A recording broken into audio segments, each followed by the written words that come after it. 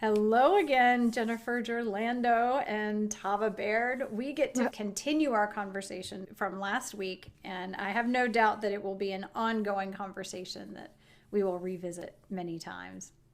absolutely. Welcome back, Jennifer Jurlando, with more poetry for us today. I can hardly wait. Yay! Thank Um, you. Thank you. It's so good to be back.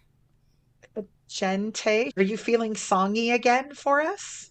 Sure, I feel like you guys have done so well with your requests. If you have a suggestion for part two of who I should be inviting or what sort of song to bring about, I'm open. I trust you to be exactly what's needed for the moment.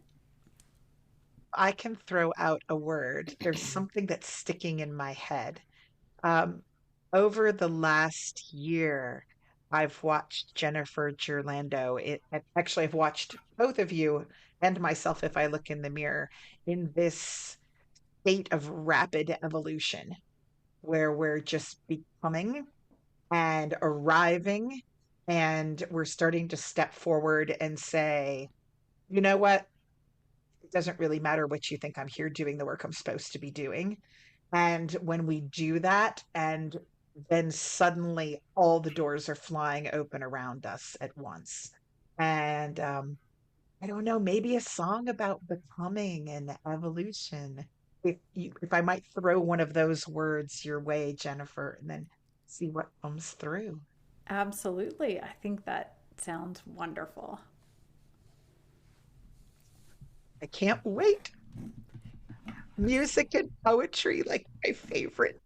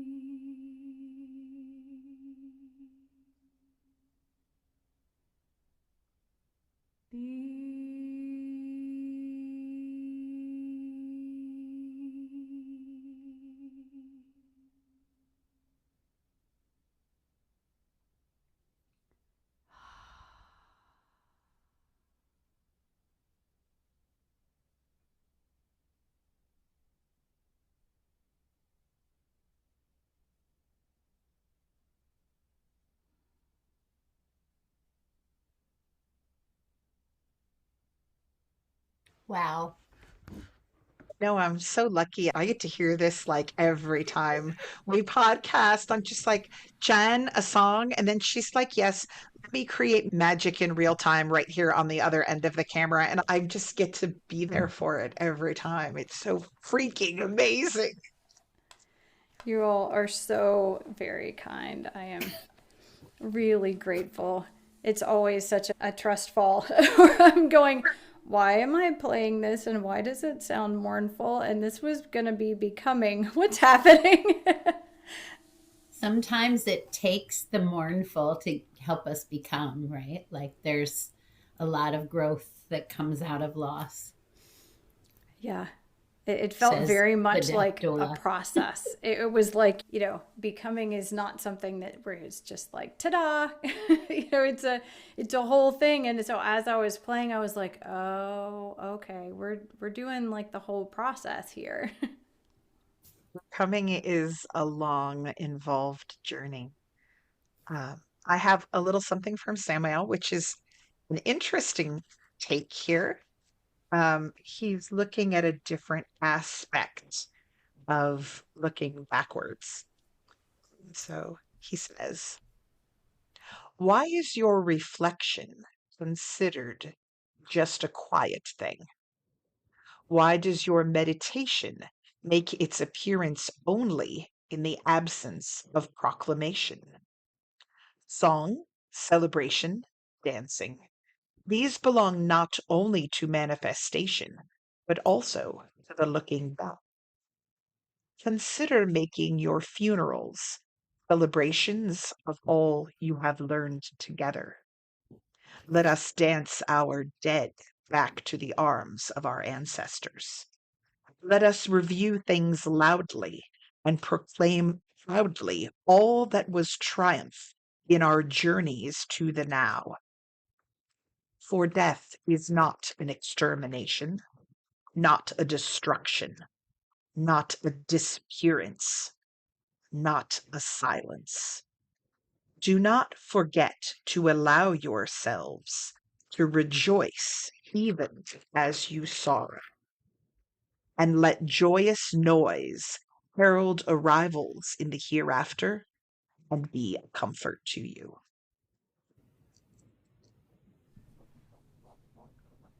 Wow.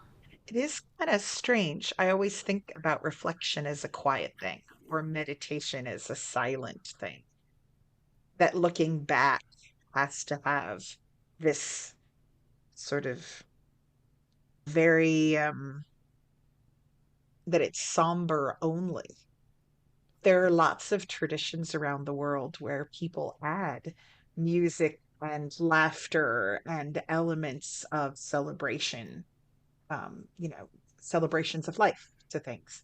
One that I love is a dear friend of mine years ago when her father passed away. They had an Irish wake.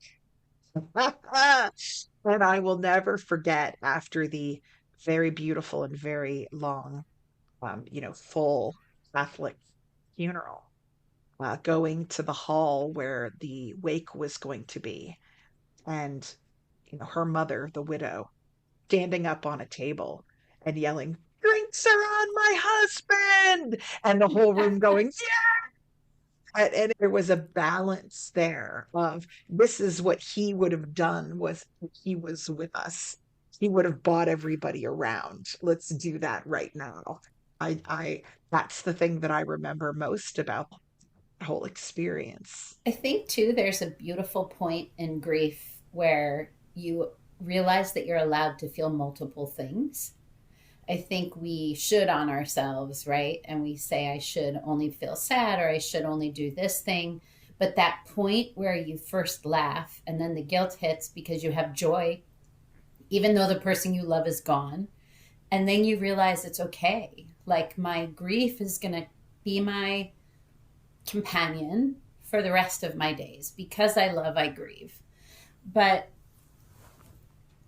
allowing joy to exist too is really important. It's one of the things that I love about doing death work with you, Tava, is that we can allow that there's still all of the spectrum of feelings connected with it, right? It's going to be, if there isn't somebody laughing about some awkward thing I said after my end of my days, then they're lying, right? Because we are full spectrums of people, and the response to our loss will be a full spectrum of things.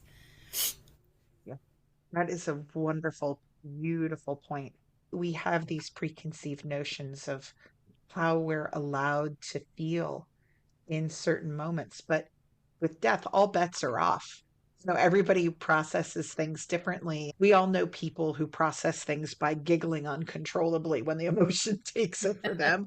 And if that's part of it, especially if it's someone that you used to laugh with, that telling jokes and stories about them. I had the profound honor recently of assisting someone in making a memorial puppet for a dear friend of theirs. And as this process was going on, I got to hear all of the silly memes they used to send each other and the inside jokes and just, I had never met the person, but I really felt like when I left that room that I had a sense of who they were. And it was a really wonderful thing. I only got to meet them in death. It's one of my favorite things about grief work is all of these people I've met and carry stories of who I never knew in life, but I get the honor of witnessing their story through the eyes of someone who loved them and who wants to still tell the stories. And I love it so much. And and I love how you take the rawness of a lot of those feelings, like that first poem that you read to us at the beginning of the last episode. Folks, if you missed the last episode, go back before you go forward. Um, and you allowed it to inspire not only the work you will be doing in the next part of your life, but your art. And so, folks, you probably know from part one that Jennifer is a mind-blowingly good poet. And if you don't mind, there are a couple of poems you have loaded up that I would love to hear because there's nothing quite like hearing you read it live. Well, so actually, when you made the becoming request, I found another one. So before I jump into the poetry one that you asked for, I'm going to do a different one that was a letter. It was assigned as a letter to myself at the end of this episode of growth. What would I have to say to myself? Like the beginning, the launching person to the arriving person. So this is that letter. It's Dear Champion. Dear Champion, from my perch on the precipice looking into the valley, I see the terrain you will have traversed to summit the opposite peak. I will launch you soon into that valley of deep, still pools to face the worst of your enemies, to walk into the spaces I've kept tightly locked because I was not sure if it was safe. I was not sure if we were strong enough. You will meet those refrains that I torment myself with. You are too much. You're not enough. There's someone better for the job, someone with more credentials, with a bigger following, with a name with better words, someone who does not speak in your voice. There is someone who does not reek of grief. And I remind you, should you start for an instant to believe that horse shit, that you come from generations of people who survived every kind of abuse, who rose from pain and from servitude and from poverty, women who ran, men who refused to be told no. They left all they know, as you will now, fueled by hope and certainty that they deserved better, that they deserved more. Lean in, fierce one. They are here with me. We are cheering you on. And when you arrive on that other peak, we will pound our chests, unfurl the flag of self-love, fill the valley with ululations of your triumph. Yes, filthy victor, we will revel in the sight of the blood under your nails and the sand in your teeth, your curls matted with mud and grave dirt. You have new hard-won scars, a crown of bones and feathers, and under the grime you shine. You have laid to rest the monsters of our own making. You have looked into the nightmares of your foremothers and have dropped their burdens into the abyss to rest in honor and in peace, witnessed but no longer ours. We expect no less. This is the work. Promise us. This is the flaming path to the next beautiful part of your life. This is death. You've done it before. You will do it again. Go. There is no time but now. Fly. Love, you're home. Oh my goodness, I love that so much. I was listening to you and I was like, your poems are like a master class in life in themselves.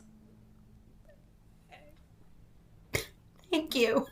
It's yeah, they really are. I mean, I could just sit with one poem and just live in that for a while and gain so much. It's really, really beautiful. Thank you. And I know I joke all the time about making t-shirts, but I want one that says filthy victor on it so bad right now. Like that's what we all are, is we fight our way through um some people just getting up in the morning and getting ourselves together and going out and putting on a brave face and moving up against all the things that we don't want to do so that we can live as authentically as possible and create better lives for everyone around us. We are imperfect, we are impure, we are filthy victors, and I freaking love that. Thank you. I promised the counter one too, but Yes. that Oh was my the one God. best aligned with the becoming theme, I thought. Yes. Absolutely, it was. Oh, for sure. Oh my God, that was amazing, Jennifer. I'm so looking forward to illustrating this poetry book, and I don't know what I, I, I you're going to have to tell me which ones get pictures because I may be having a love affair with every single poem. Well, now you have to do the filthy victor poem painting. Yeah. Somebody standing on one mountaintop looking over at another mountaintop. Right? Filthy The victor. before and the victorious after, right? Yes. We expect nothing less. And to allow yourself to say that's far away and I'm looking at the road there, but I have faith that you're going to be looking back at me. I'm going to be looking back at myself when I Mm-hmm. arrive. Mm-hmm. And that we're different people. Yeah. After it's over, we're different people, but we have the honor of witnessing. I think sometimes like I'll wonder what I would have thought of myself 5 years ago looking at me now, right? Or when I was 10, I would love the 10-year-old me to see me and be like, whoa. I think 10-year-old girls are like peak fierceness until 50. Man, isn't it great to go? When I was 10, I couldn't conceive because of the sheltered little box that I lived in. I couldn't have conceived that I would have been able to meet women like yourselves. I didn't know they existed. No one had shown me poetry beyond haiku, and the idea of channeling something, that you could reach out toward the divine yourself rather than sitting and having a man tell you about it in a church just didn't exist. Right. My 10-year-old brain would have exploded and oozed out my nose. But I think, I don't know, I grew up in a Jewish home. Um, we had pigs on our farm. We were not like textbook good Jews. But like I always had an ongoing conversation with the divine, like in my Yeah. head, in my heart, that I didn't have to be in a specific place or have someone give me permission to have that conversation. And I think it had something to do with some of my parenting, right? That we Right. were told the myth in my family was that we had Native American blood, and my poor mother, how she grieved when it turned out there wasn't any. But we were brought up to like honor the earth and to understand that we were connected to it, and part of that was being allowed to commune with nature slash the divine. I love that. I was thinking back about like the 10-year-old me looking at this, and I think for maybe the first time in my life, I'm at a place where that 10-year-old me would be like, oh, I am excited about, like, yes, this is what I'm about. This is why it's like I'm circling all the way back to kind of the things that I felt like existed that I couldn't find any proof of necessarily around me, that nobody was talking about, nobody was saying it was real. Everybody was saying, oh, that's make believe, or you didn't even express that necessarily. But the kind of wild me that would spend my whole summer out in the cornfields and traipsing around at the base of the mountain and playing in the creeks and just eating berries to sustain myself so I didn't have to go back to the house. That was the most alive. And I just kept feeling like there's something, I meant to do something amazing. I meant to bring about something. I'm meant to have this massive impact. And I don't know that I'm necessarily at the massive impact or any of that yet, but there's that sense of this is what I was feeling, what I'm remembering now. And I'm starting to let out, this is what I was feeling all the way back then, that it's taken all of these years of kind of fighting through all the culturally created versions of myself that is now being remembered. And it's like the essence of something that I knew back then, but I couldn't put my finger in. But all I knew was that the wild was where I worship. It was like, this is where I find God and everything wonderful. It was a really cool thing that you were talking about going back and what would that 10-year-old version of myself. And I was like, for the first time, I feel like that self would be like, okay, this is good. The future, this is the direction that I want to be heading. Yes. I remember, I mean, I grew up in a place where I grew up in a situation where the arts were not championed at all. And so writing and drama and all of those things were considered a waste of time when you could be doing something important. And that was, you know, uh, it was a long, hard battle to walk out of that and then to sort of deprogram yourself from the voices in your head. But I think I did when you were talking about you had that feeling of I'm meant to do something. I'm meant to bring about something different here. I think I definitely had that. And now that I'm older and I'm lucky and enough to and privileged enough to stand in this place, what I'm realizing is the thing that I need to bring about is myself, and then help bring that we can all then help bring about each other. Mm-hmm. And that's what I want to do with this life. That's what I want to do with this holy work, is see someone who Jennifer Jurlando's doing the snaps, is to see someone who's standing where I was 5 years ago or 10 years ago, who has this spark, who has this idea, and doesn't know which direction to go or needs a leg up. And I want to be the person that says, you can do this. And if there's anything I can do, my power is behind you. And I'm so honored when I get to see people that we all rise together this way. We all pull each other out.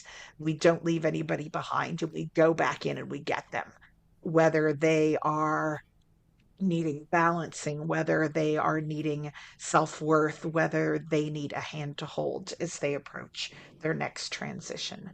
So look at all that good stuff that poem brought out. Let's have another one.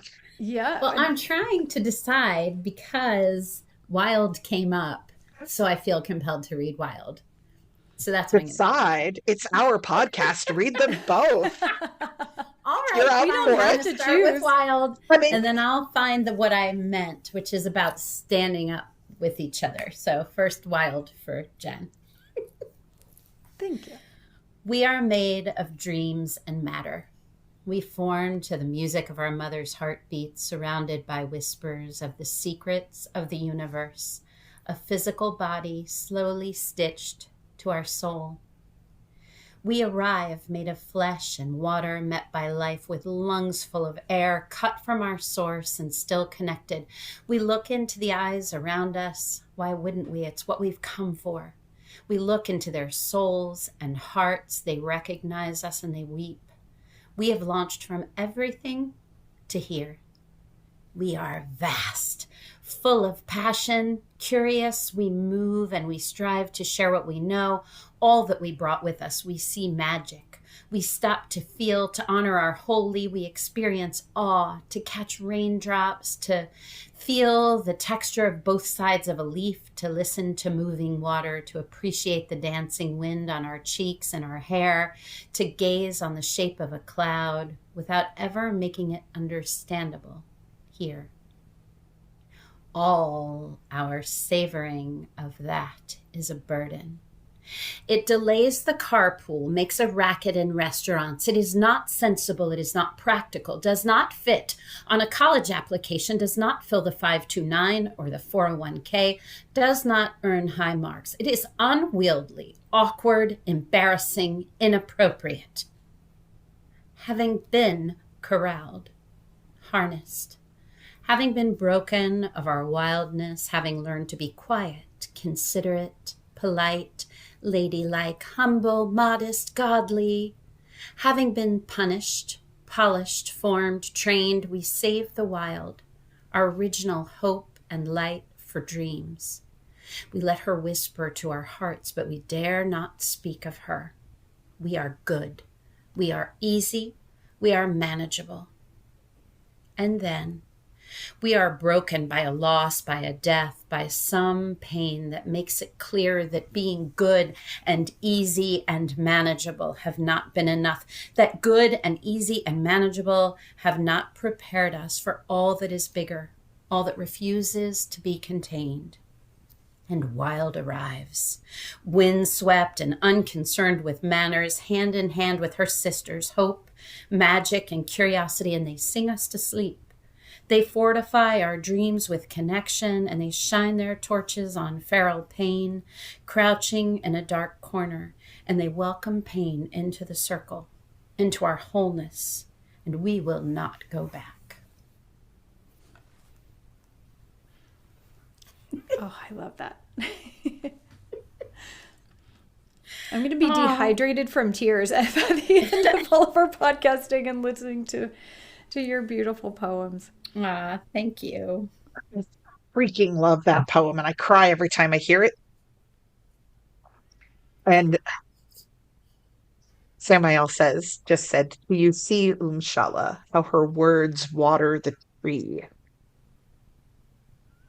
And now I'll cry. This is our podcast, Three Women Crying. And laughing and crying and laughing. And laughing and crying. We've got everything. Was it Steel Magnolias that laughter through tears is my favorite emotion? Oh, that's great. I love that. Yeah. Oh All my right, you want God. the other one? Okay, yes. So little story about this one. A Mhm. couple weekends ago, I was at the Sacred Space Between the Worlds conference, which was freaking awesome. And as I left one day to drive home because I wasn't staying overnight, I opened up to see that Jennifer Jurlando had left a Marco with two poems on it. Now, I should know better than to launch that Marco while trying to navigate my way out of a very twisty and complex and unfamiliar parking garage. And there were several near misses with large concrete columns. Probably because I was sobbing my way through the first poem. And then the second one, when she got to the counterpart, I think I actually went and almost drove into a pillar. So that's the story behind this poem. All right. May On cause my car accidents. Sorry. So if you're driving, I refuse to accept responsibility. Yes, there we go. I'm This one sorry. is Go ahead. on my poetry day. It's more fluffy than some of my poems. It's a little break. On my poetry day, I eat halva for breakfast, ponder the orange peel shoved down the drain. I write verses to moonlight, cancel appointments, see signs in the shadows, leave apples for crows. I print off some pages, ask friends if they're coming, want sex on the counter and then on the floor. Stretched out in sunlight, I call on my angels, let them run through me, surrender the reins. And here is the microphone, boosting the syllables, launching the starlight, these amplified words. If they land, you will hear them. See yourself inside them. Tomorrow, you'll pull them from wallets again. You might jump up staircases, see ghosts in moon shadows, might feel heart nourished. What more could I ask? That was the one you wanted. Yes, I love that one. It sounds like song lyric to me. There's a musicality of it that goes along that is just everything from the peels to the apples for crows and the sex on the counter and bed on the floor. Just I love that poem.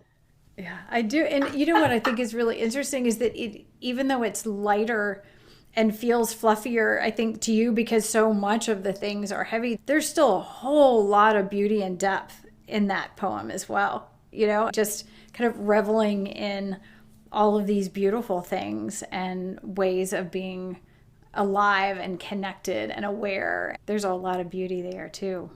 Thank you. You are involuntarily beautiful. Like a lot of people have to try to construct it. Like for me, if there's a lot of work that goes into pulling, you're just Not you even. just open up. Okay, here's a Jennifer Jurlando story to give you an idea of how involuntarily beautiful she is. She's probably on the edge of her seat right now, going, "What is she going to say about me on a podcast?" No, it's not that bad. You said we Not can edit. bad. We can edit, right? No, no, I am not a morning person. And when I say that, that is an understatement in a huge way. And often when I am traveling to events, I travel in the company of another friend of mine, and she is not a morning person either. When we share a hotel room, it is not pretty. Picture there's a lot of grunting, a lot of burping, a lot of, oh my God, did I really sleep with my underwear on backwards and I can't find my pants? We are not delicate, beautiful people in the morning. It's kind of like a den of wild animals with less grace. So at this particular event, and Jennifer Taylor, you were at the event, you were just in a different room. But Jennifer Jurlando was in the hotel room directly next to us. And so it had a door right through to the room. So our alarms go off and we are our morning selves. And then here comes Jennifer Jurlando through the door, holding an already brewed cup of coffee for my friend. I have never brought her coffee, and we've been traveling to events multiple times a month for 2 years now, right? You come in with coffee. Your hair is already delicately piled on the top of your head. You're dressed. You look like you've showered sometime recently. And you went over and pulled back the curtain to allow the morning sun to shine on your face. And you said, I've already written a poem. Would you like to hear it? And I was consumed by two feelings at once. One, which was, yes, yes, I want to hear a poem. And the second, which was, I am going to murder you in cold blood with my bare hands. Because you are in this moment a woman that I have oft aspired to be and have given up hope that I ever will be. And there you were, already caring for others, not commenting on the stench that I'm sure arose from our room as the sun beamed onto your face and you brought forth the words of Calliope. Oh, That's how just unintentionally incredible, like she's just beautiful and she doesn't even need to work at it. It's lucky you're my friend, or I would have a real hate on for you. Jeez, Tava. I'm just going to Perfection. remind you that we're sharing a hotel room in a couple months. So.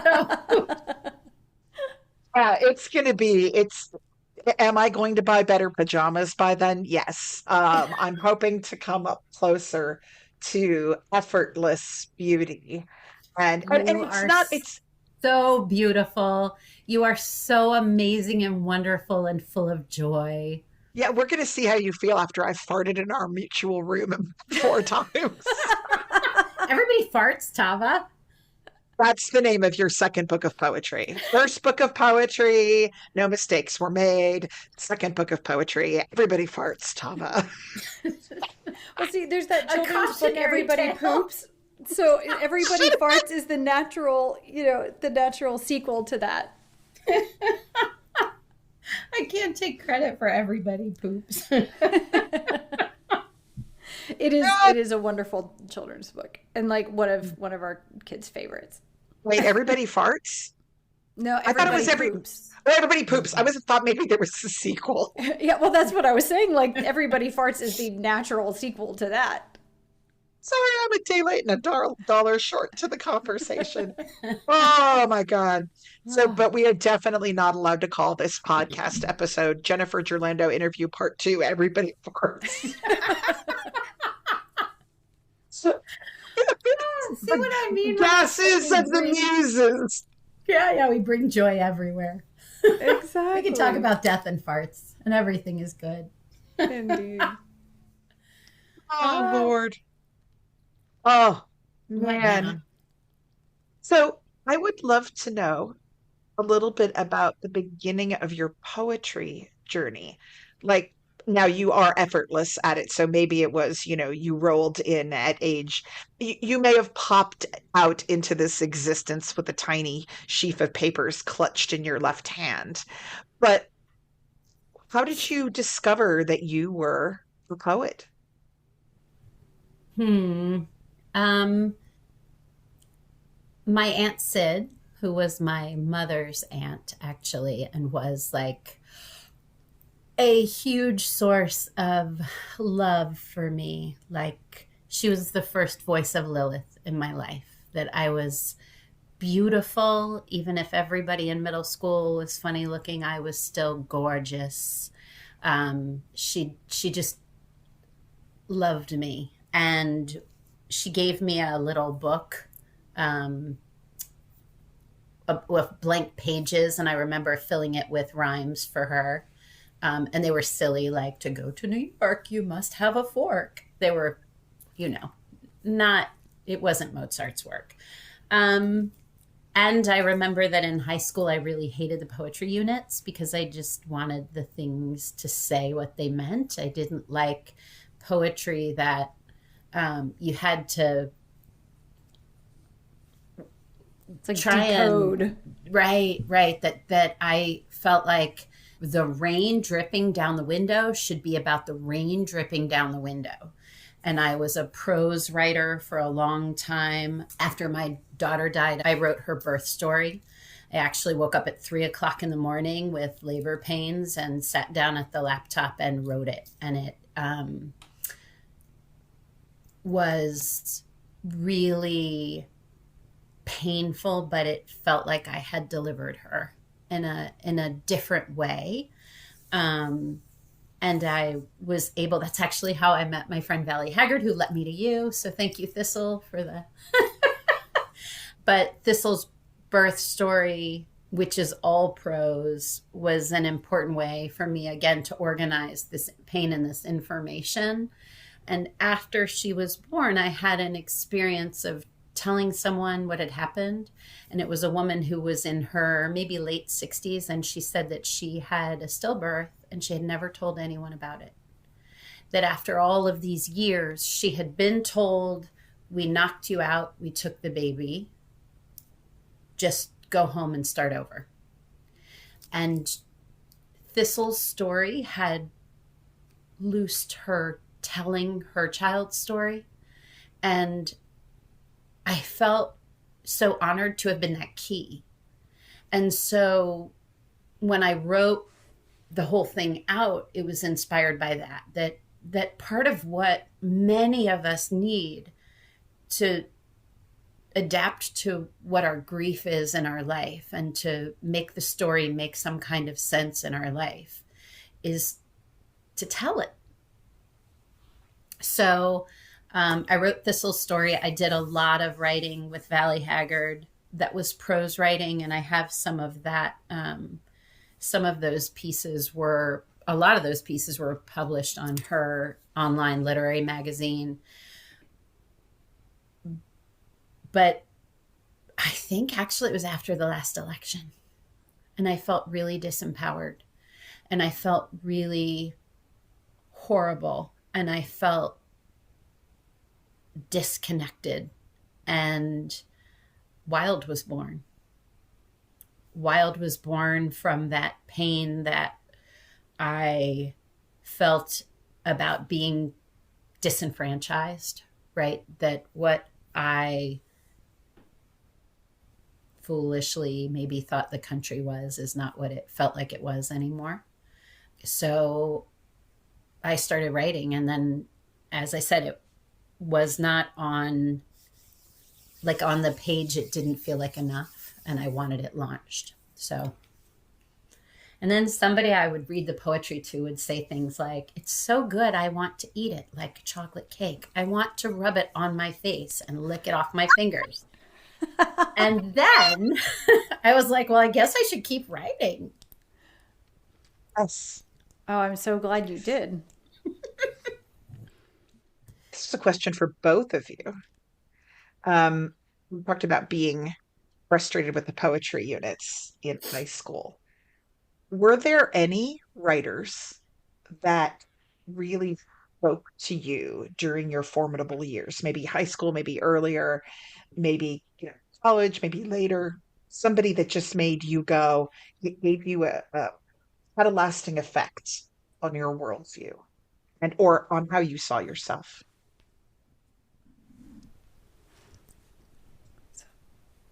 Is Thoreau the one who wrote Walden? Okay. Yes.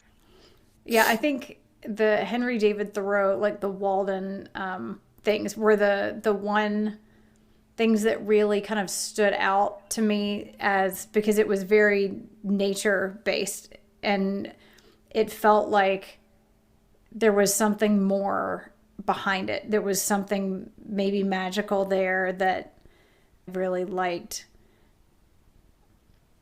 You are never going to believe this, but I wrote down my answer before I asked you guys.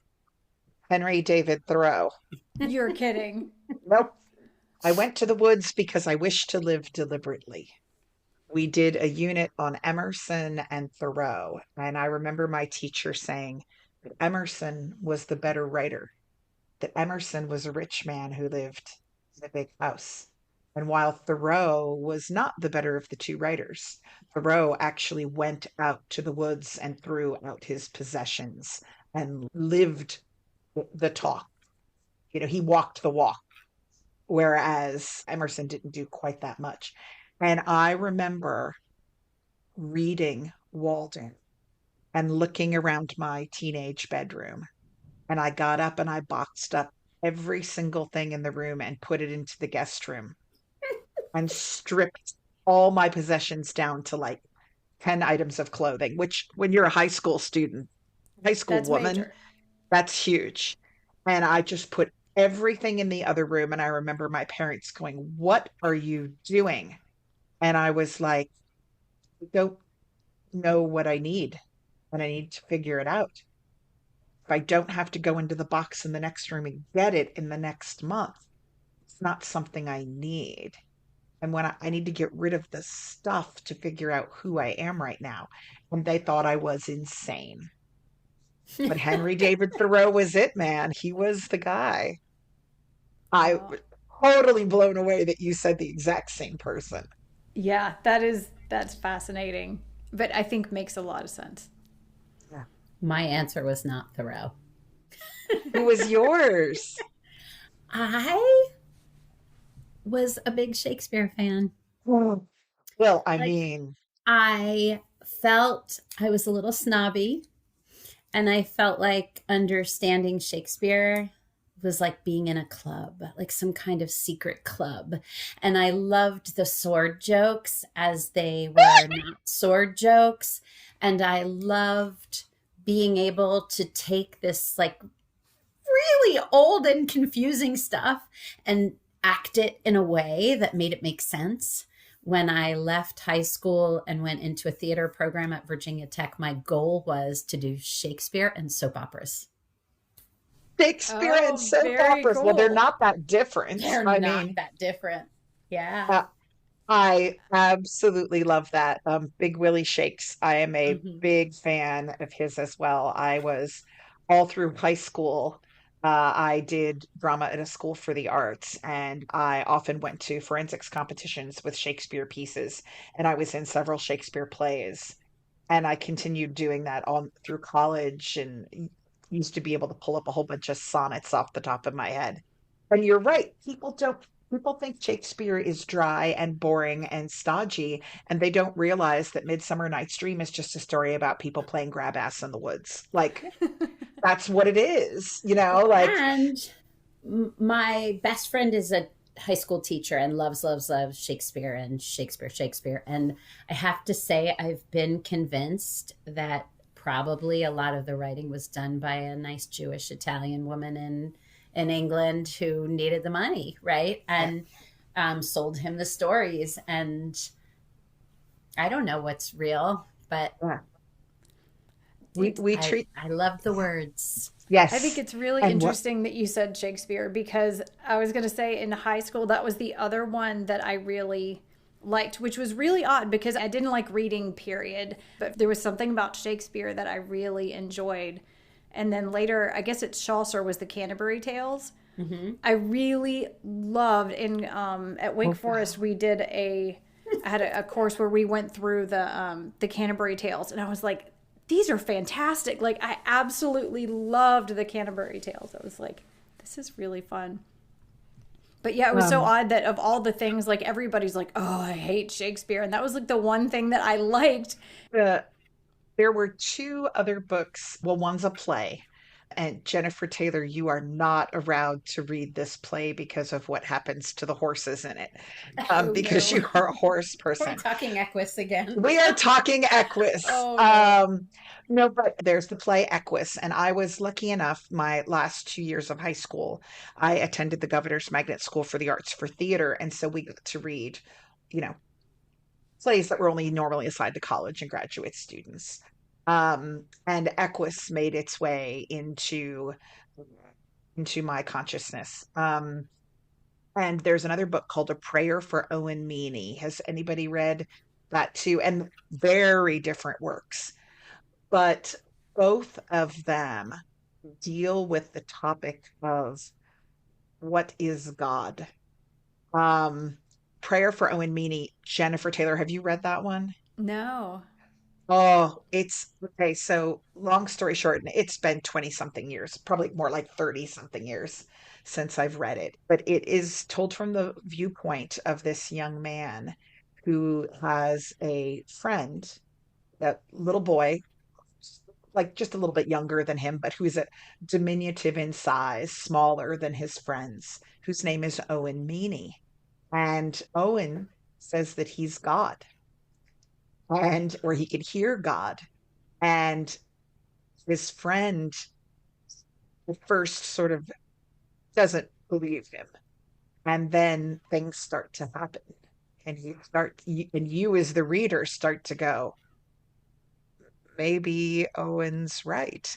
And it's an incredibly beautiful book about faith and what we perceive as divine and the things that we say can't be divine.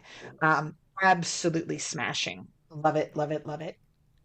And Equus um, is a play about a young man who is on trial because he thought God was looking at him through the eyes of horses. And he's a teenager basically trying to find his way through guilt and sexuality and religious dogma and all of these other things. And he injures the horses to try to keep God from seeing him. And the play is one of the most spellbinding things I have ever read in my life. It is phenomenal. Um, those were two others that I think were very sort of formidable in my, well, let's go find the divine ourselves journey. So I have to share this story that came to me that has so much to do with that, like, you know, what we think of as divine and what is divine and what would the divine look like, what would God be like and what would it not. So, you know, my dad's a retired minister, and my favorite time was when we lived up in way northern Loudoun County. At the time, very much out in the boonies, and you know, had this little church where he was a student minister, and so he was still going to seminary and serving this church. And there was the little parsonage where we lived, the cemetery, the church, and the like social hall, which was a tiny historic one-room schoolhouse, and it was all clustered right there together. And so you could walk very easily from the church to our house, was, you know, really close. And there was this little boy who started calling my dad God. And he was really little, and I think what had happened was that his parents were like, oh, we're going to go to God's house, you know, let's get ready. Like when they were getting ready just for church, it was like, let's go, we're going to go to God's house, we're going to go talk to God and stuff. So then naturally you get there, if this is God's house and you're at the church and my dad's standing up there preaching and he's leading everything, well, clearly that's God, we're in God's house. And it, you know, made total sense. And so, you know, this little one, I think it was maybe like 3, and was just nonstop calling him God. And it was kind of cute for a little while. And then like he kept getting older, and it was still like no one could convince him that my dad was not God. And everybody was getting really concerned. And like, you know, Dad tried having conversations with him. Everybody tried explaining it. And it was like, okay, thanks God. And then, you know, it's like it didn't matter what anybody said or did. And so one day they had gotten to church really early, and we were still back at the house getting ready, you know, for church. And so he had like his white undershirt on and I don't know, some kind of old shorts or something on, and was sitting on the edge of the bed clipping his toenails. And there's a knock at the door, and Mom goes and answers the door, and there's this little boy, and he's like, hi, is God home? And at this point, everybody had just sort of given up, and she's like, yeah, he's back in the, you know, yeah, he's back in the bedroom. And so he walks back there, and he comes in, and Dad's sitting there, you know, like kind of disheveled, his hair's not done yet, nothing's done, and he's clipping his toenails. And the little boy walks in and just sees Dad for a minute, and sort of takes in the whole scene, turns around and leaves, and never called him God again. It was like, okay, clearly that is not God. You know, God does not sit in an old t-shirt on the edge of the bed clipping his toenails. Like that's too far for God. So I thought it was a really interesting thing. Oh my God. Yeah, it's like, at what point would we say, okay, that's not God? You know, does God clip his toenails and do all this? Oh my God, I love that. You know, can I read the God poem? I was really hoping that this would segue into that. I was about to say, I'm pretty sure Jennifer's got a poem for this. Fantastic. Please, please, please. It's called Embodied. The winged ones were having some fun, swapping tales of their charges, the souls that they guide, beings they have adopted for one reason or another. The eyes, so haunted, so deep. I came across them in a dream, and I swear they saw me. Such an asshole. I couldn't tear my eyes away from these choices she made. She's going to keep me busy. Oh, this one. I could feel her spirit. This one I will teach. From this one I will learn. They went to great lengths to protect, to intervene, to guide. They called on each other for additional support to ensure the continued embodiment of their person. To what end, I asked. So they die, we make more. Silence, some rustling, rather a judgmental cough. Michael, never sick, always throat clearing. You are not right, gentled Azrael. I couldn't help but laugh. I created right, my friend. You remember, you were there. Azrael nods. One brow has a quirk. I was there. If you recall, I brought you the earth to form them. I have remained with them. I have held each one at the beginning and at the end. I have witnessed their celebrations and held their grief. You are being dramatic. Life circles. They're born, they live, they die. You have been a long time away. You have minded things from here, but you have not been amongst them. You do not know their joy and their devastation, the blaze of their inspiration, the ache of their shame. You do not watch closely. Samael. Always Samael, champion of the living, lover of the alive. They live. You observe, give a nudge, it's interesting. Something to do in an unending expanse of days. They're entertaining, occasionally poetic. But we do not engage, really. We watch. We watch. Gabriel, really. And then the golden one has to weigh in, the one who once was embodied. They are worth your attention. They are worth understanding. You cannot know from here the miracle that is each one, the complex patterns, the exceptions to every seeming rule. It seems you cannot know. I cannot. For the sake of all that is holy, how hard can it be? One life is an instant. Anyone could do that. Certainly I could. No doubt. Do you think I couldn't? And who did it? How did it start? Was that Azrael holding me? I was in dark water, rocking in rhythm to that pounding, afloat. And then pressure, light, cool on my skin, weeping.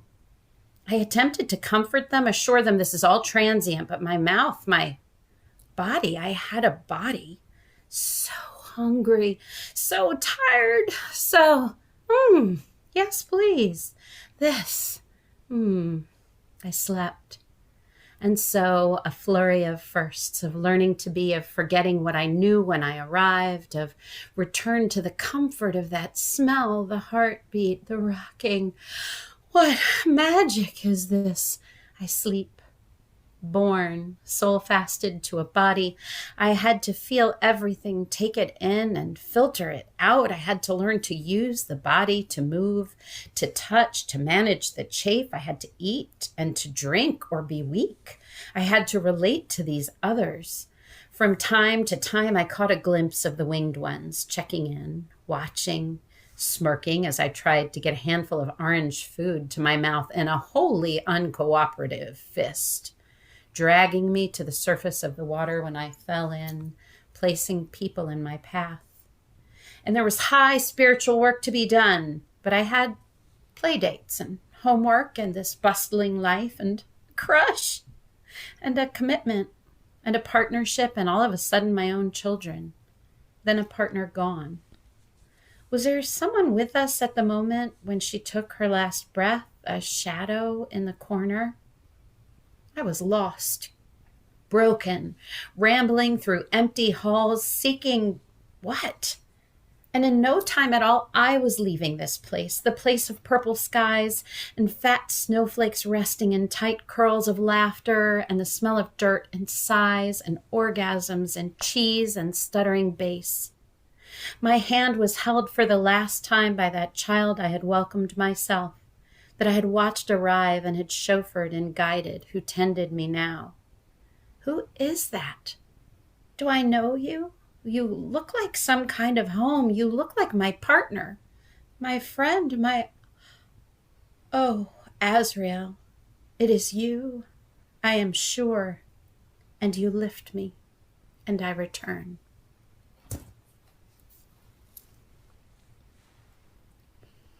Dag Nurbit, Jennifer Jurlando. I can't cry this many times in one podcast. Oh, I'm crying too. I don't know a what that roller means. coaster ride. I love that one. I've loved that one since you've written it. There's that sort of like jaded God and the angels trying to say, no, they really are worth it. And then boom, there's incarnation. Also, if we don't call this episode Orgasms and Cheese, a great crime has been committed. Well, I'm good with that. The gifts of embodiment, orgasms, and cheese. Cheese. Yeah. Mm. Yeah. So, Jennifer, I always worry about reading that to you. I don't want to offend Michael or get a throat clearing or something. I have a feeling Michael has enough of a sense of humor to be like, all right. Okay, fine. It was Just so you interesting. know, I Samael. realized I had not heard that one, so that's why. Oh.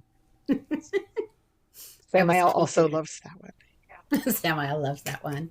You He can gets pick a which shot. one is him, right? In every Yeah. part of that poem. Mhm. Absolutely love it.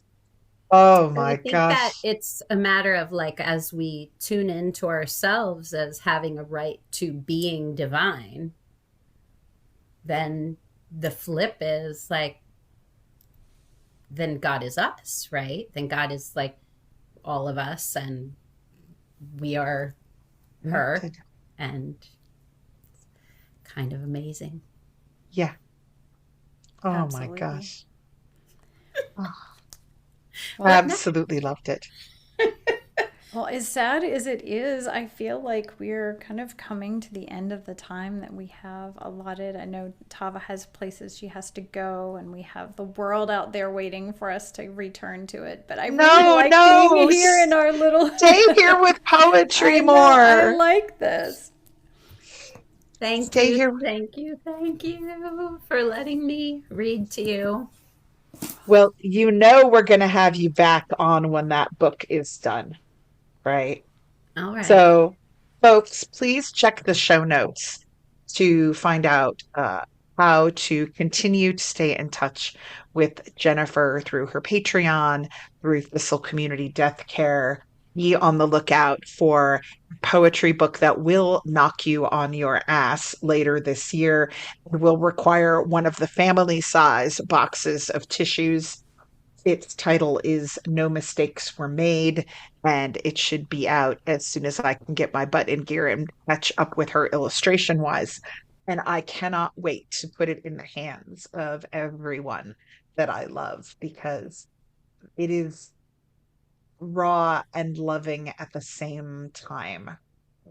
Just like you, my friend. Thank you, Tava. Thank you, Jen. Thank you. This has been such a pleasure. And so I suppose I will sing us out. We'll see who wants to come through.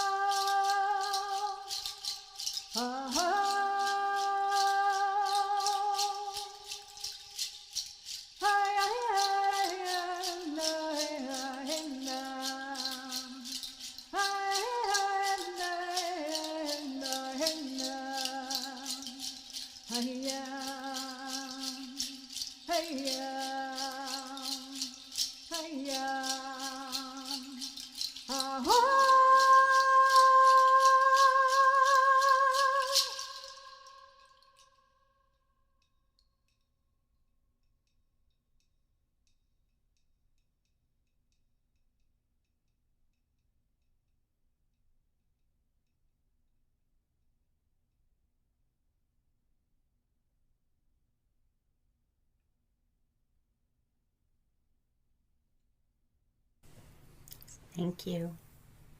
You're very welcome. I have to When say, when I ahead. listen as I drive down the road, I sing along in the car. I'm so glad nobody can hear me, but I love it so much. Oh, I love that. And I have to say, as I was sitting here about to get up, I definitely heard Michael come in really strongly when you were like, I was kind of scared to read that to you about Michael.